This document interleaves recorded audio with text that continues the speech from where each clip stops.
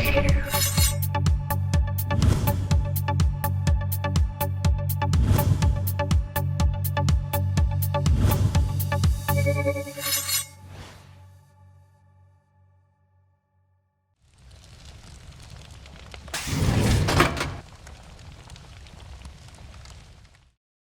guys, welcome. I'm joined by Jake Thornton and James M. Hewitt. M for magnificent. What is your middle name? Menville? I never want to tell you. I think it's more fun this way. Mercy. Well, we're here to talk about Deadzone, the game that's currently taking Kickstarter by storm. It's busting its stretch goals left, right, and centre. The most recent one we saw was this cool gaming mat. Yep. We have a little prototype here that I've been having a look at, and it's frankly quite awesome actually. The version I'm looking at has these rounded corners, which obviously the final version won't have, but the tool that was there to be able to create prototypes had that. It's 2 feet by 2 feet. It is. Which means that we can create the gaming tables we all love at 6x4 or 8x4. And the corner is just going to probably come to a point or a slight it might be a very slight radius, just because that apparently keeps it from damaging more easily and so on. Yeah. So it's an eighth of an inch, I think. It's eighth of an inch. And are we looking at, now you see, are we, is it just going to be the one pattern available on this, or are they thinking of changing it up, or? I think currently the idea, this is the initial pattern, so we're looking at this one for now, but if we hit a further stretch goal further down the line, we'll look at alternate designs. Yeah, so if there's more backers, if there's more resource to do it, there could be alternate designs. We might look designs. at, ice world, desert, jungle, whatever. Because even this, once you've rotated it round and stuff like that, it's there to create a canvas almost, because once the terrain and stuff goes on it, then that's when it breaks it up. Because it's not designed to be seen like this. It's designed to be part of something with buildings and rubble and cover and barricades and cargo crates and ammo boxes and grenades and all this other stuff all over it. And one partridge in a pear tree. And a partridge in a pear tree. That's a stretch goal. It's one of the rebs. If you get there, there will be lords of leaping, I'm sure. So, So today I was lucky enough to sit with these guys and watch a game of Deadzone being played. And I'd like to talk a little bit about that. Okay. The game is in its alpha state at the moment. So as with all games, you get the basics right, and you add subtle layers, and then maybe take a layer off and go back and do it that way until it builds up into something more complete. What I saw today was actually a lot of fun. There are some interesting mechanics or design decisions have been taken, Jake. For one, there, as you guys will see, there are squares on this. So it doesn't use tape measures or anything like that there. Everything is based on squares. But it's not like move like that per se. It's quite naturally there's a quite natural feel to the movement within the squares.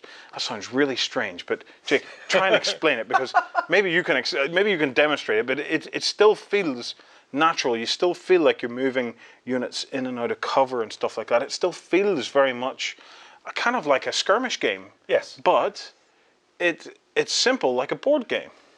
Yeah, well, that's what's in some ways a bit confusing to explain, like as you're finding, because what I've done is I've taken bits of how skirmish games work and bits of how board games work, and sort of taken out the best bits of each that work most slick and efficiently.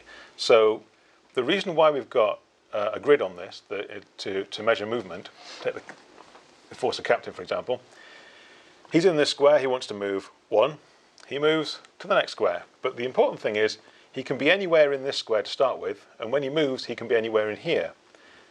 But where he is exactly where the model is. So in terms of line of sight, you measure to the model, not to the square. So that you've got the simplicity of movement. There's no need to find and tape measure and measure the movement and so on, and argue about whether that's in or out of an inch or whatever.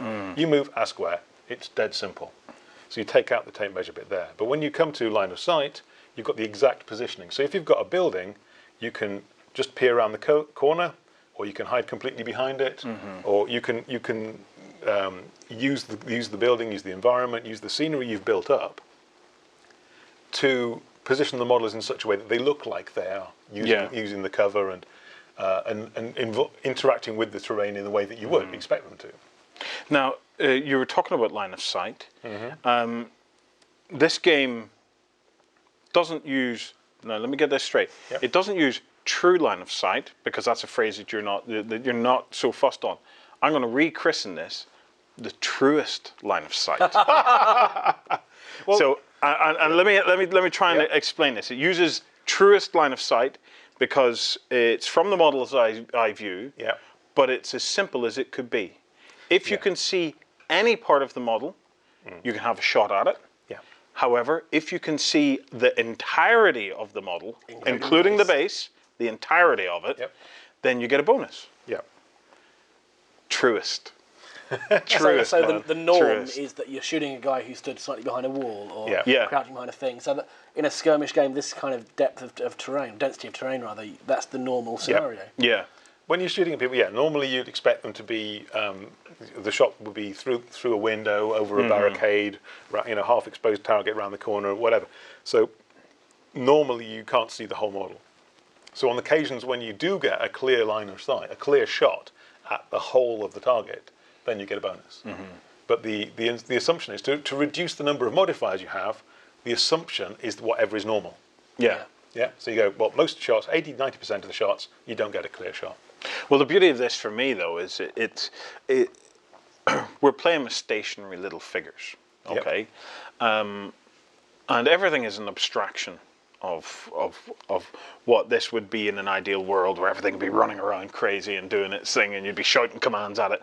We're not there terrifying. yet. Terrifying. These little guys running around, I wouldn't like that. So it's a very kind of Star Wars kind of thing, But when it comes to line of sight, what we try to keep, the idea of that, if you can even see a part of a model, you get a shot at it. That represents the fact that nothing is ever stationary in the real world. It's not, people are moving, looking.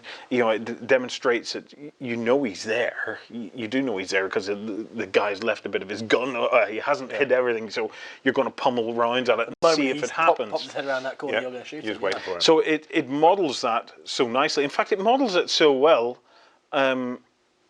It's a piece of simplicity that I wish was brought into 40K. It's and games of that ilk. Because it just simplifies it so much. This is some people have said that they don't like the line of sight used in this because it's true line of sight, and that's terrible. And I think what's happened is people have assumed this is the same as 40K, which is not. And people have this sort of negative view of how the line of sight works in there and so on. And I think the reason is that with 40K, you take the outline of the model and you look at the model, and it's similar to that point. But then you don't count all of the model as a target. Only part of the model is a legitimate target to draw a line of sight to. And because it's not the whole thing, there's a fuzziness about where the general target, where the possible target starts and ends. So that's why I chose to say in this, the whole model. So you've got a model and everything, this is, base included, that's the model. It's the bit you pick up and move around. So if I can see any of that, then I can draw a line of sight to it. And I can take the shot. And I think that's as simple as you can make it. There's always going to be the possibility of saying, I can't. There's that tiny little edge where something is or isn't in. But pretty much, if you say, there's a model, can you see it from him? Well, yes, I can, so I can take a shot. And if he's behind a wall and you can't see a single piece of that model, no, you can't. And it seemed to me that's the most cut and dried way you can possibly do it. The other beautiful thing about doing it that way is on a board where terrain really comes into play, it gets you down and interacting with the terrain, because you start taking shots through 3 windows. Because you can. Suddenly you can do it. If there's a ladder, and then a window, and then another window, and then a ladder, and you can see a part of him through it, go and take the shot. It's sci-fi. These guys are well capable of doing it anyway. So it's that ability to constantly is forcing you to look around the terrain, and that sucks you into the game. And it gives you a lot of when people position themselves where they think they're safe, and you're kind of moving around and going, actually, I can get an angle on him from over here. If I just go to over here, and then I can get a shot off. And it does do that. I mean, there's always the converse that sometimes with so much terrain on, all this terrain you can not see here because we're going to show you a bit of that later. You can't quite get down to the eye line, but I mean that applies in any whatever system you use. But the whole idea that you're trying to you can see what the model sees, and you can see through especially when you've got these really nice models and you've got the terrain to go with it and everything sort of set up, you get these really complicated, what look complicated shots because they're through 2 or 3 pieces of obstructing terrain. Yeah, yeah. But you can see it, so you can take the shot. The game is 3-dimensional. Yes. So it doesn't just play flat. Obviously, you can go up. Is there any limit to how far it can go up, or? No. I mean, the restriction really is on how high your ceiling is. I mean, that's a scenario right there, like the tower block or something. Yeah, I mean, the gaps in the middle could well be just you fall to your death, and that's Yeah. So, yes, you can have all of that kind of stuff with if you wanted to build it this high and have crisscrossing interlocked walkways between towers. And wait for one grenade to go off, because as we saw grenades... And people get blown off the walkways. Grenades are powerful. Because a grenade can actually blow you out like one square. Arnold Schwarzenegger commando-style physics. Grenades make you fly. Grenades make you fly out the squares. Which is actually really fun. Everyone likes grenades. And creates an interesting game mechanic at the same thing. It's because you could use it tactically. Blow people out of cover, and then... that's right, yeah. I like that idea. Been doing that, So it's in terms then of the dice, the actual dice mechanic, it uses a similar approach that you had in Dreadball. You have your basic 3 dice. Yep. Off those 3 dice, you have your target scores that you're trying to get. So your stats. Your target stat. So you're trying to get maybe 5s or 6s. Yep. You're using 8-sided dice this time. I am, yes. Tell us about it. 8-sided dice. Well, dice are different numbers of sides on dice is just another tool in the sort of toolbox for designing games. And what we've done with this is we decided very early on, after a few different experiments with D6s and D10s and various different mechanics, we decided that we'd go back and use the core dice mechanic of the Dreadball game because that was something that people liked and it was quite intuitive and everybody picked it up very quickly and found it was quite fun to play. So we thought, well, we'll use that again. But when you come to this game and the environment and what we wanted to do with it, you get you soon realise very quickly that you've got an awful lot more variation you need to fit in. So whereas a Dreadball team might have at most 4 different player types, with these we've got 2 or 3 times that many different stat lines for each faction. So you need to create the variety within those. Plus you've got lots of different weapon types. You've got all of that kind of within the individual models, modelling the models as in terms of game mechanics. You need to be able to do more variation. So if you want to keep the number of stats down, which we do, then you need some other way of doing that. So having a wider scale with more possibilities gives you more option to do that. And people say, oh, well, why didn't you go to D8s? Well, you could go to D10s or 12s or whatever. When I came to do the calculations and working out what sort of variety I would want and working out the original roughs of the different armies, D10 was more than we needed. I could get all the variety I wanted with D8 scale and with some other special rules and what have you.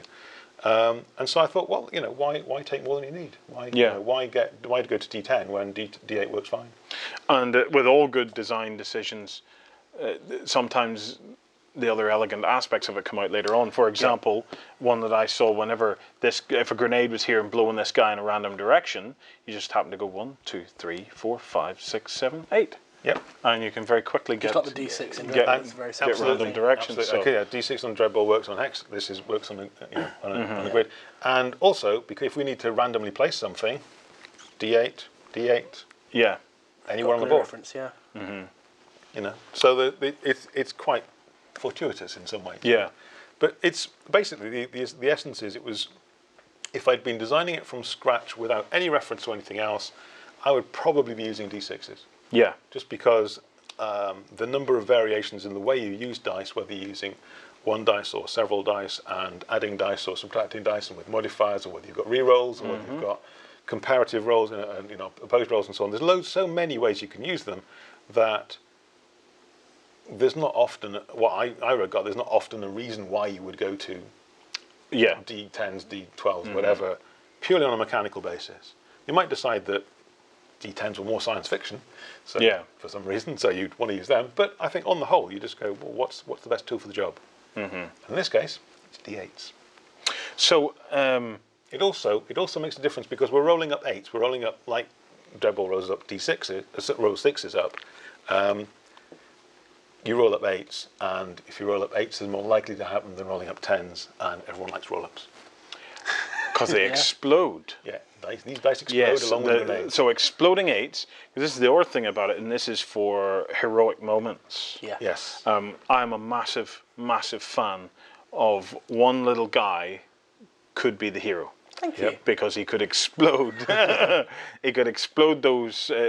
Basically, an exploding 6 or an exploding 8 is when you roll an 8, you get another roll, and if that's an 8, you get another roll, and it keeps adding to your score. Just, one time in however many, you'll do something amazing. Yes, and it's that for me is what makes a game. They're the moments that you remember. Yeah. Nobody. It tells a story. Nobody remembers when a grunt does what a grunt is supposed to do. Or when a massively stompy thing stomps a little tiny fella. This guy punches him and wins. Well, everyone's expecting that. Yeah. Yeah.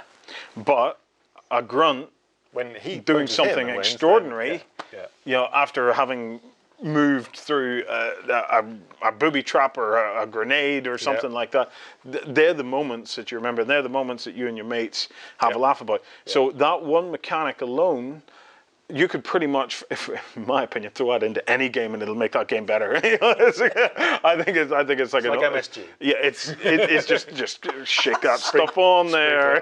Get a bit more on. Yeah. So I'm a huge fan that has made its way through. This game's also played with cards. Yep. So there's each faction. Yep. Of which there are 2, but it's set in the Warpath universe, so I can imagine. There's 4 on the Kickstarter. There's 4 on the Kickstarter. Yep. We've got the Plague and the Enforcers here, and the Kickstarter also has the Marauders. Yep.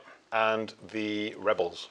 And the Rebs. So of 4 factions we've got so far, 2 of them, the Rebels and the Plague, we haven't really looked at before. Yeah. So it's a chance to see all sorts of really cool stuff that we've not seen, and 1 or 2 of the Rebels. The Rebels have an awful lot of aliens in, and some of those aliens you will have seen in Dreadball. Yeah. Yeah. So, for example, they have Teratons and Zor. Zor not yet. No. Oh well, we'll have to wait and see if they get some Zor. We have some plans. Oh yes. But every faction that you play gets its own deck. Yes. So even the deck of cards that you play with, and these are like command card type things, are tuned to add flavour to that faction. So it's not a generic type deck that you're both drawing from. They are tuned to give that faction its your faction's different by the models, the makeup, the ability, the stats on the cards, and the action cards they have. So there's so much. Yeah, and the missions as well. Yeah. So there's so much variety. Now the missions, I'm not sure if we've had the chance to speak much about the missions. It for me is one of the real differentiators of this game. Is the missions. So, Jake, can you take us through what your plans are there with the missions? Well, each faction deck will have 6, 8, 10, that kind of number of different missions for that faction, and these basically the idea is within a game at the beginning of a game you take a mission from your faction deck. So it's tailored to the kind of things you like to do. And this is kept secret from your opponent. Now, do they choose it, or is it selected at random? You take it at random, and then you are allowed to refuse the first one.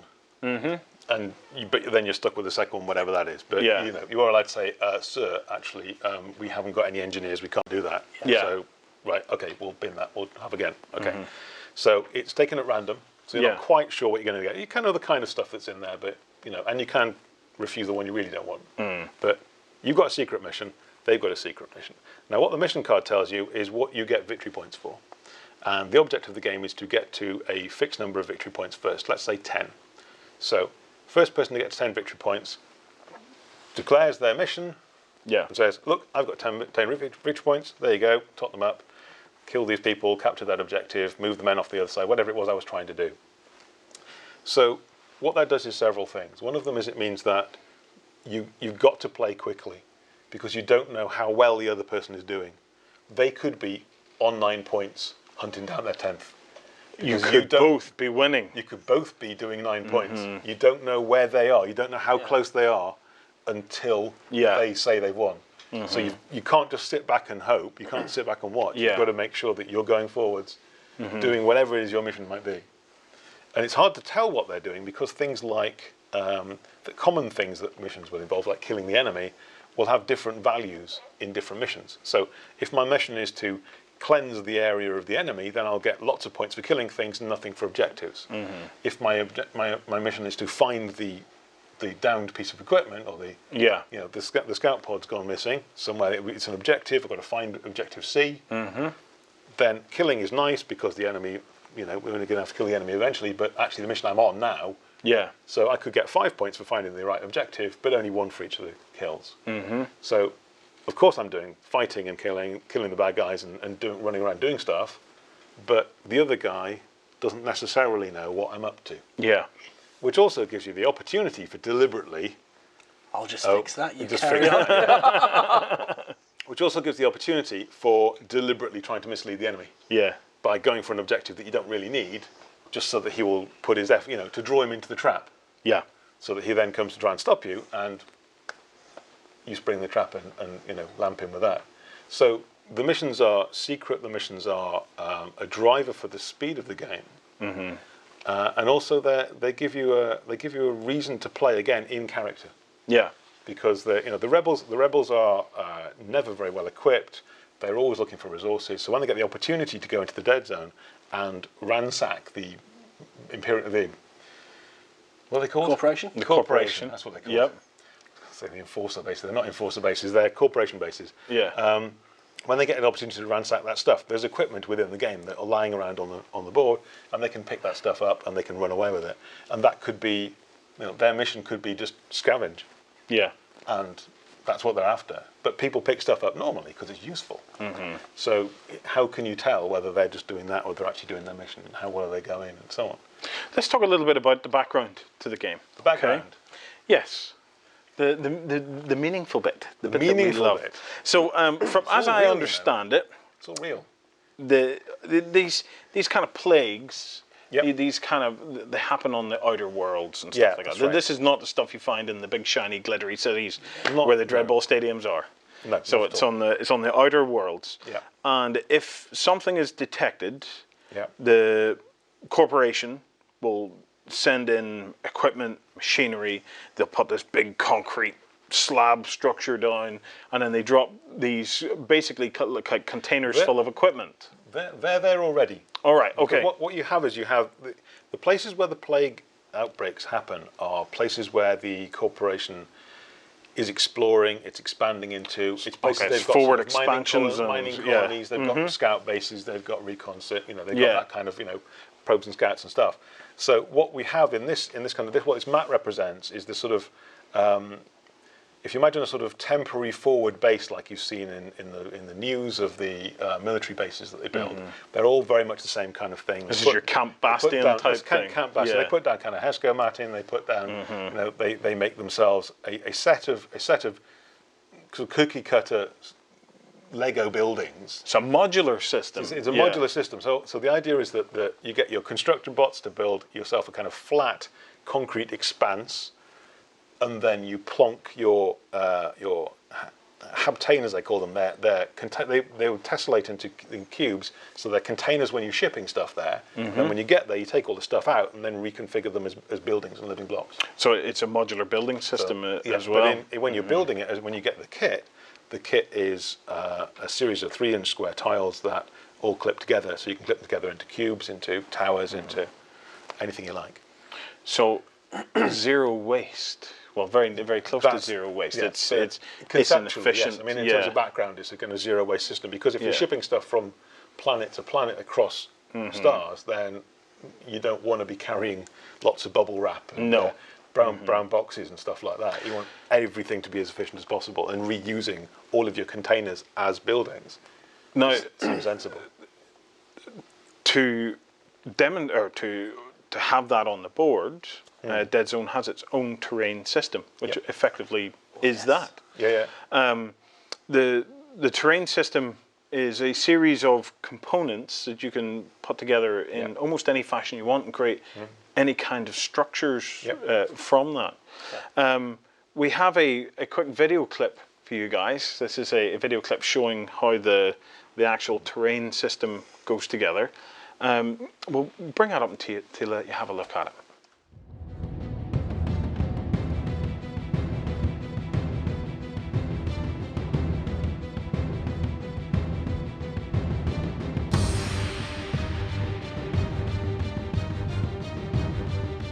So there you have it, Jake. What have we been looking at there? So, well, this is that's the first section of a terrain video, and there's a bit more to see that we'll see later in the week.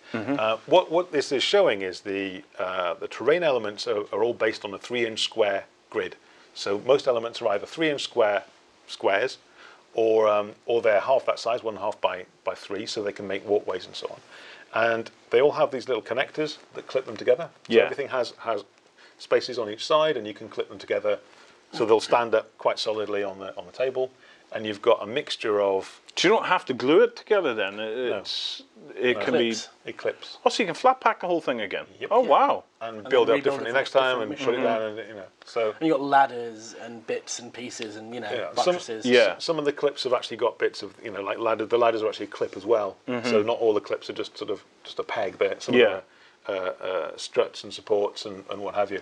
So you can build these together into standalone barricades to go on the in the streets and so on, or you can build them into cubes and buildings and towers and gantries and walkways and whatever you like, really. There really is no limit. I mean, the Kickstarter campaign it's funding separate designs for the sprues as well. So as we hit different stretch goals, we're unlocking new designs. So we might add in, I don't know, down the line, like a military style thing with much more military style designs in it, where they've taken one of these basic habitainers and converted it in some fashion. Or alien infested ones, or ruined ones, or blown up ones, or whatever. But the idea being that it all fits together, and all is based on this 3-inch square template. And in terms of how you build it out on the board. Now, obviously, this is like a 2x2 board, but you can go bigger if you want on this. You can go 4x4. If you wanted to play, I mean, I need to do some rules for how you play bigger games, but I'm thinking of that it would be multiplayer. So you're talking if you and I have a side each, we've each got a strike team, and we'll play against James and Justin, and they've each got a little plague force. We could get a bigger mat, more multiple mats, and lay them out and have a game where we're playing 2 against 2. And in terms of actually building the actual terrain pieces, it could be to whatever shape you want. It's like Lego or Meccano. It's a kit that goes together to make whatever you feel like making with it. And it's not just Deadzone. I mean, I think it's going to find a place on many sci-fi tables. I'm getting one for my collection. One. I say one. I'm going to get a bucket load of the stuff and roll around in it. Roll around in it with blue tack. See what sticks. I've built this now. I don't want to touch it anymore. So. I mean, the scenery, just to talk quickly about the style, the scenery is very clean. And it's not covered in skulls or Gothic bits. It's a very different kind of view of architecture. It's very clean. Quite, one of the things that talking to people that salute about it and showing them the mock-ups and showing them the masters, what people were saying to me is, that'd be great for Infinity, that would be great for Mercs, that would be great for A and other thing. But what they like is the fact that you've got the structure, the ability to build it, the ability to reshape it and all of that, but they could brand it as an Infinity thing by spraying graffiti on it or putting it's generic hard sci-fi, isn't it? It's generic hard sci-fi, but you can very easily make it fit into whatever you play. Chuck down a few of those Infinity, the little notice boards. Put a little notice, all of that kind of stuff. So as a scenery piece, people may want to get in on this just to get the scenery itself. And I think there's quite a few people who've been saying that when we put up the scenery only pledges, they'll be there. You may want to get involved in that. I think, and that's going up this week. I don't know when this is being posted, but that's going up this week. So speaking of getting involved, then, right? For anybody that's watching this that is looking at that going, I'm intrigued. Oh, yes. I want to give that a go. Where can we send them? Where can they go to find out more? The Kickstarter is the place to start, because that generally has spiders off into references to everywhere else. So if you go and look at Deadzone, as one word, on Kickstarter, or go to deadzonethegame.com. That will redirect you to the Kickstarter page. Very clever. Now you know. Yeah. Cunning. There we go. Cunningness. It runs to the 2nd of June. So you've got to the 2nd of June to pledge. With Mantic's Kickstarters, I mean, we've done a couple of them now, and they just get crazy. I mean, Dreadball was a great example.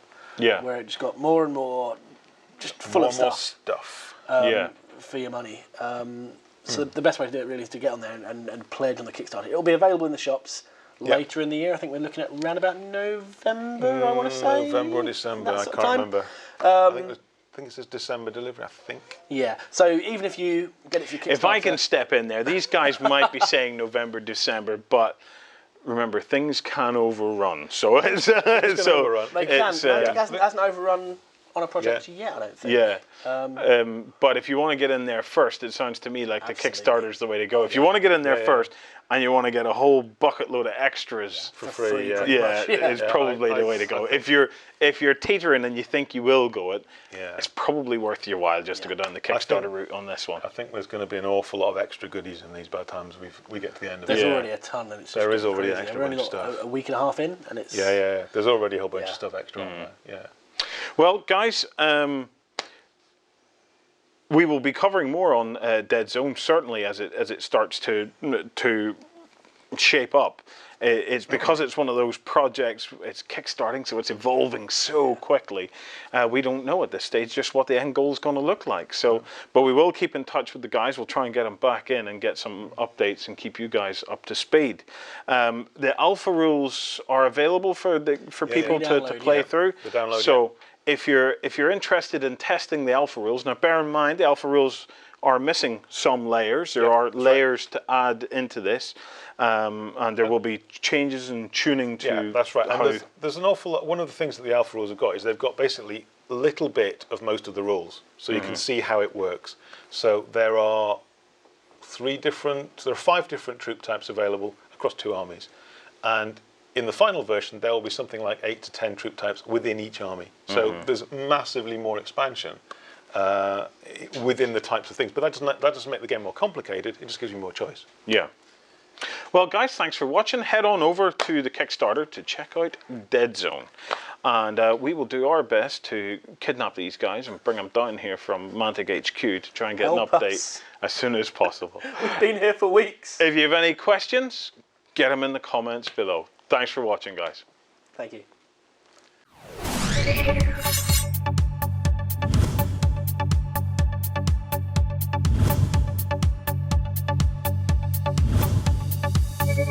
you.